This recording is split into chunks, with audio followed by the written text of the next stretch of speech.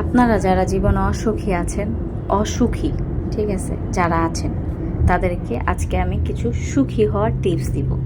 তো সুখী হইতে হলে প্রথমত যেটা করতে হবে, জীবন থেকে কয়েকটা জিনিস বাদ দিয়ে দিতে হবে, মানে ডিলিট করে ফেলতে হবে। এমনভাবে ডিলিট করতে হবে যেন ওই জিনিসটা আর ব্যাক না চলে আসে। হ্যাঁ, তাহলে হিতে কি হবে, বিপরীত হয়ে যাবে। সুখী হইতে গিয়ে মহা অসুখী হয়ে যাবে। তো যেটা করতে হবে, মাইন্সের নামে কুটনামি করা প্রথমত বন্ধ করতে হবে। হ্যাঁ, কুটনামি করা যাবে না। কে খাইলো না, কে দিল না, কার মাইয়ার বিয়ে হইলো, কার মাইয়ার বিয়ে হইলো না, কোন বাড়ির পোলায় বিয়ে করে আনছে, এই মাইয়ার বাপের বাড়িতে কি দিছে না দিছে, এটি করা যাবে না। মানে মূলত কুটনামির ভিতরে পড়ে যে কাজ কামগুলো, এগুলো করা যাবে না, করবেন না, এগুলো ভালো না। হ্যাঁ, এগুলো মানুষও পছন্দ করে না, আল্লাহ তো পছন্দ করেই না। সবচেয়ে নিকৃষ্ট কাজ হচ্ছে মানুষের গীবত করা। যেখানে বলা হয়েছে গীবতকারী হচ্ছে নিজের মরা ভাইয়ের মাংস খায়, তার সমান। খাইতে পারবেন কখনো মরা ভাইয়ের মাংস খাইতে পারবেন? তাহলে কেমনে এই কাজগুলো করেন? এগুলো কইরেন না।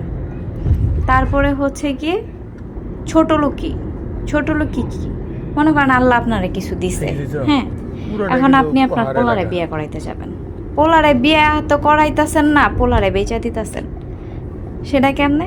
মনে করেন পোলারে বিয়া দিতে গেতেছেন, এখন আপনি হইতেছেন ছোট লোক। আপনি করবেন পোলার বাড়ির মাইয়ার কাছ থেকে, মানে মাইয়ার বাড়ি থেকে এটা দিতে হইব, ওটা দিতে হইব, ওটা দিতে হইব, ওটা দিতে হইব, ওটা দিতে হইব, ওটা দিতে হইব। কে লেগা? তখন বাড়িতে কিছু নাই? হ্যাঁ, তখন নাই, কোনো কিছু নাই। এগুলো কইরেন না ভাই, আম সরি, তুই করে বলা ফেলাইছি। আসলে এগুলো কইতে গেলে মাথা ঠিক থাকে না, মনটায় চায় যে কি কয়ে ফেলাইতে কন্ট্রোল করি, আস্তাগফিরুল্লাহ বলি। ঠিক আছে, আউযুবিল্লাহি মিনাশ শাইতানির রাজিম, বিসমিল্লাহির রহমানির রহিম। মানে কোনো শয়তান যেন আমার উপরে বর না করে, এলাকা একটু দোয়াটা পড়ে লইলাম। তারপর হইতাছে গিয়া নিজের খায়া পরের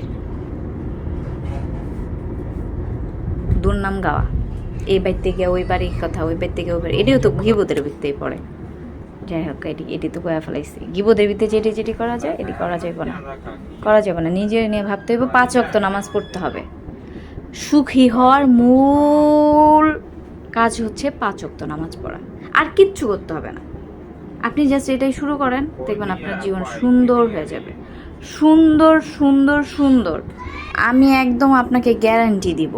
যদি আপনি সুখী না হন, তাহলে আপনি আমার বললেন যে আমরিন, আপনি না বলছিলেন 5 ওয়াক্ত নামাজ পড়লে সুখী হওয়া যায়, জীবন থেকে সব সমস্যা দূর হয়ে যায়, তাহলে আমারটা হচ্ছে না কেন হচ্ছে না? তখন আপনারা যা বলবেন আমি তাই মাথা পেতে মেনে নিব। যে ব্যক্তি 5 ওয়াক্ত নামাজ পড়বে, সে কোনো দিন অন্যের গীবত করতে পারবে না, সে কোনো দিন পারবে না। একটা ব্যক্তি যদি 41 দিন একটানা নামাজ পড়ে, সে ব্যক্তি কখনোই মানুষের গীবত গাইতে পারবে না।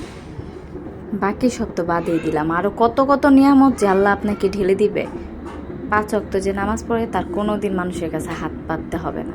আল্লাহ তাআলা এমন গায়েবীভাবে আপনাকে মানে রহমত ঢেলে দিবে, আপনি শুকরিয়া করে কুল পাবেন না।